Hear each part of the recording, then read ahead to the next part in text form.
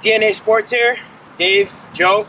We want to talk a little bit about some of the fallacies in hitting that we went over in our last podcast. So it's just kind of nice to touch base and do some live demonstrations here on the field after we talk about it. Everybody hears us talk, so I'd like to show something. So you want to run over a little bit about the Astros hitting coach and some of the things he was saying? We were talking about it in the last podcast. Dave Hutchins is the hitting coach of the Houston Astros, and he does a great job of trying to make hitters do the right thing. And we're going to show you what the wrong things are and how to correct them. So we'll get in more detail when we talk about it, but on the field, he's going to show you some of the things that are taught all the time at the youth levels and are wrong. And we're going to try to show you the right stuff. All right, so the first one is, which is the biggest one, it's really the only thing that matters today. Well, the big thing is when coaches say, get your back elbow up, right? They say that because the intention is that they want kids to try to hit the ball square. They want kids to hit a line drive. The reality is raising your back elbow does not necessarily make you have a better swing. It actually creates flaws in your swing, especially at a young age, because you're not strong enough to have your back elbow up. And all it does is create hitches in your swing and more mechanical flaws. There's no research that says the back elbow will help you hit better. And this is why we hear people in the stands say it and youth coaches say it, and it's absolutely wrong. And he's going to tell you why. So there's a couple things here. When you have your back elbow up, first of all, when I trigger, let's say my back elbow's up. When I trigger, my back elbow's going to go even higher from this point. So now it's even farther from where I need to be. So that's just step A, right? So if my back elbow's up and I trigger, now I'm even farther. And as a young kid, you're going to have more power and strength through your core to get the bat back through the zone coming from a farther distance. So that's one. Now, if your arms are nice and relaxed and you trigger, your elbow raises on its own slightly anyways. So you're putting yourself at a disadvantage if you lack the strength to get the bat back through the zone. The other reason is when your elbow's up, they say, raise your elbow up, hit the ball on a line drive. The problem with that is your elbow comes down by your rib cage as you go toward the ball. As your hips start to rotate, it drags your hands and arms through the zone. So what happens here is, as I start to rotate, what happens with my back elbow is it's right here by my rib cage. So if your elbow's up, the same thing is going to happen. But now if you're overcompensating by trying to keep that back elbow up, you're going to be late to the ball. So a lot of kids will drop their elbow like this instead of letting it just come down to this hitting slot.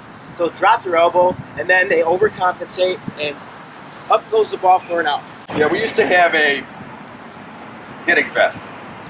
And the hitting vest would keep the front elbow in toward your body, because if you raise the front elbow, the barrel of the bat drops. So with the back elbow, guys have a tendency to drop the bat too. If they start here, they drop the bat, and the barrel of the bat drops. Everything possible. The long loopy swing, it's loopy through the zone. There's only one pitch you can hit because you're dropping your hands, and then the barrel's here, and you go behind home plate instead of trying to get the ball in front of home plate, and you can only hit the ball that's right here. And a ball's usually going to go to the opposite field. I've seen it millions of times, working dozens of years with youth baseball. We were talking about this a little bit off camera. There's a device, I forget the name of it, but it attaches to your arm here and here. So it's a pole. Is that from college? Yeah, and it clamps your arm here and here. And the idea is that it keeps your arms the same distance the entire way through your swing. Now, obviously, with something on your arms like that, you can't finish your swing, but it's a good starter for getting yourself in the right position to hit. They used to call that boxing your swing. That's an old-time term, and this college coach still uses it. It's a great thing. When you box your arms, you're in good hitting position. Yep. So what we would do is we would take a mat and have it against the wall. The clamps would go here, so you'd have your arms in the right position. So the idea is that they're the same distance apart throughout your swing, at least to this point. Now, we would do a half swing, obviously start from here, trigger, hips fire, and boom, right into the mat. Now, if your elbow's up or you're dropping your elbow, that distance is going to change. So what happens is, as my hips fire, I trigger, my hips rotate, it pulls my arm into this slot. Now, if I'm changing the distance,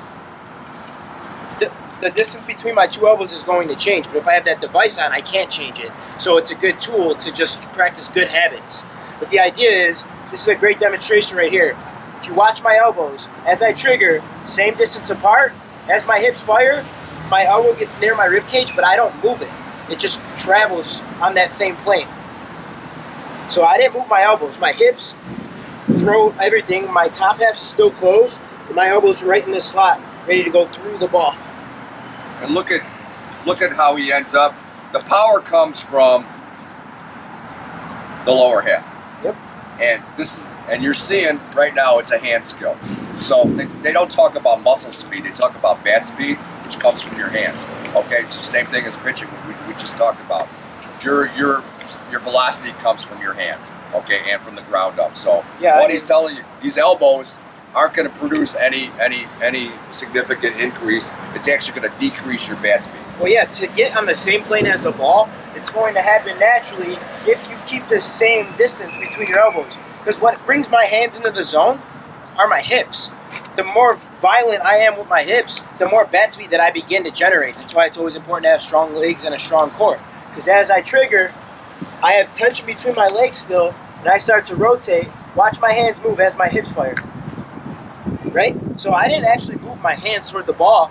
They moved on their own as a result of my power that I'm generating through my hips. So this action right here is just from my hips. And again, the higher you go in baseball, the more you realize that not many parts should be moving. So his lower half is going to be providing the power, and his hands are going to find the ball.